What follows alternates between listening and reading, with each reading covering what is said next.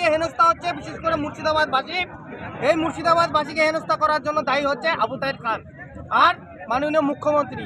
কেননা তিনি চায় যে মুসলমানদেরকে বিজেপি শাসিত রাজ্যে হেনস্থা করা হোক, তাহলে মুসলমান সমাজ ভয় করে আমাকে মসনদে বসাবে, আমার ভালো হবে, আমার সিট আরও বাড়বে। এই আগামী দিনে এই জনগণ মমতা ব্যানার্জিকে এবং বিজেপি সরকারকে এবং অন্যান্য যারা রাজনৈতিক দল আছে, যারা শাসক দলের গোলামি হয়ে কাজ করছে, তাদেরকে আগামী দিনে মুর্শিদাবাদের জনগণ জবাব দিয়ে দেবে। এই বিপদের সময় এমএলএ কে পাশে পাচ্ছে না। আমাদের এমএলএ তো একটা কাপুরুষের ধরনের লোক। প্রায় আমরা দেখেছি যে বেলডাঙ্গার থানায়, বেলডাঙ্গা ব্লকে অনেকগুলো মানুষকে এরকম মারা হলো, হেনস্থা করা হলো। গত পরশুদিন বেনাদয়ের একটা ছেলেকে আপনার চাকদায় নামিয়ে মারা হলো। কিন্তু আমাদের এমএলএ নাম করে বলছি হাসান, উনি ঘুমের ট্যাবলেট খেয়ে বসে থাকেন, উনি তো কলোনিতে পড়ে থাকেন। তাহলে এখানে মানুষের ভালোবাসা কি করে বুঝবেন যে আমরা হাজার হাজার মানুষ ওকে ভোট দিয়ে বিধানসভায় পাঠালাম? কেন? যে আমাদের হয়ে, মুর্শিদাবাদবাসীর হয়ে, বেলডাঙ্গা মানুষের হয়ে আওয়াজ তুলবে। কিন্তু তাকে বিধানসভায় কোনোদিন আমরা দেখতে পাই না, কোনো নিউজেও দেখতে পাই না। কেন? কেন? এগুলোর কারণ কি? কি চাইছেন আপনারা? আমরা চাইছি এই যে ছেলেটা চলে গেল, এই ছেলেটা তো আর ফিরে আসবে না। এর জন্য যারা একে মেরেছে, আমরা রাজ্য সরকার এবং কেন্দ্রীয় সরকার কাছে দাবি করছি, যারা মেরেছে তাদেরকে আমরা ফাঁসি চাইছি।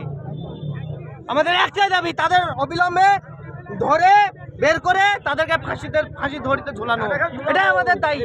আর যারা পশ্চিমবাংলার মুখ্যমন্ত্রী আছে, যদি এই অত্যাচার বন্ধ না হয়, উড়িষ্যা বলেন, বিহার বলেন, আগামী দিনে আমরা এই মুর্শিদাবাদের মাটি থেকে এমন আন্দোলন করব যেখানে বিহারি পাবো, উড়িয়া পাবো, আমরা মারকে বদলা মাল দেবো।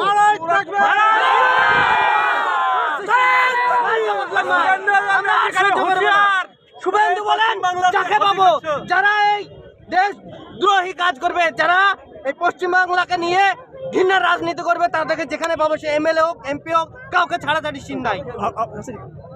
কি নাম আপনার? আমার নাম এমডি নাজমুল হক। কি কারণে রাস্তা অবরোধ? আজকে দেখেন, এই যে বাচ্চাটা পেটের দায়ে বাইরে কাজ করতে গেছিল, তাকে আই কার্ড দেখাতে বলা হয়। আই কার্ডে মুর্শিদাবাদ ঠিকানা থাকার কারণে তাকে আজকে মুসলিম বলে পিটিয়ে হত্যা করা হল। মুসলিম বলে নয়, যেখানে পশ্চিমবাংলার মুর্শিদাবাদের বাইরে কাজে যাচ্ছে, মুর্শিদাবাদ নাম শুনলে তাদের অ্যালার্জি হচ্ছে। কেননা আমরা এই ভারতবর্ষের মাটির নাগরিক নয়। পশ্চিমবাংলা কি ভারতের ভূগর্ভ নয়? মুর্শিদাবাদ কি ভারতের অঙ্গন নয়? তাহলে কেন মুর্শিদাবাদবাসীকে নিয়ে এত ঘৃণা? এই মুর্শিদাবাদ একটা ঐতিহাসিক জেলা, নবাবের জেলা, কেন এই মুর্শিদাবাদবাসীকে এত অত্যাচার করা হচ্ছে? এর জন্য দায়ী আবু তাহের খান এবং যারা শাসক দলের এমএলএ আছে, তারা যদি আজকে মুখ খুলতো, তাহলে এরকম বিশৃঙ্খলা। অবরোধ কতক্ষণ চলবে? এই অবরোধ, আমাদের অবরোধ এই তো সবে শুরু। আগে এর থেকে পুরো মুর্শিদাবাদের চাকা আমরা জাম করতে রাজি আছি। কেননা এই যে অত্যাচার যদি বন্ধ না হয়, তাহলে আমরা ভাত তো খাওয়া, বাড়িতে তো দূরের করে এখানেই খাবো, এখানেই ঘুমাবো, এখানেই মরবো, দরকার হয় জীবন দিতে রাজি আছি। এই বিষয়ে প্রশাসন কি কিছু বলেছে? প্রশাসনের ভূমিকা কি? আমরা অবরোধ করছি। যখন ছেলেটাকে মারা হয়েছিল, তখন প্রশাসন কোথায় ছিল?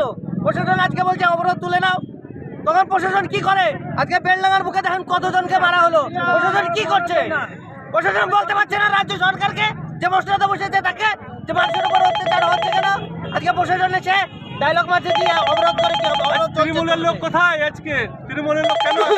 এখানে কোনো রাজনৈতিক বিষয় নয়, এখানে একটা আমার ভাই চলে গেছে, তার জন্য আমরা ন্যায্য বিচারের দাবিতে রাস্তায় নেমেছি। এই ভাইটা তো আমার ফিরে আসবে না। আগামী দিনে আপনি যখন বাইরে যাবেন, আপনাকে তো হেনস্থা হতে হবে। আপনার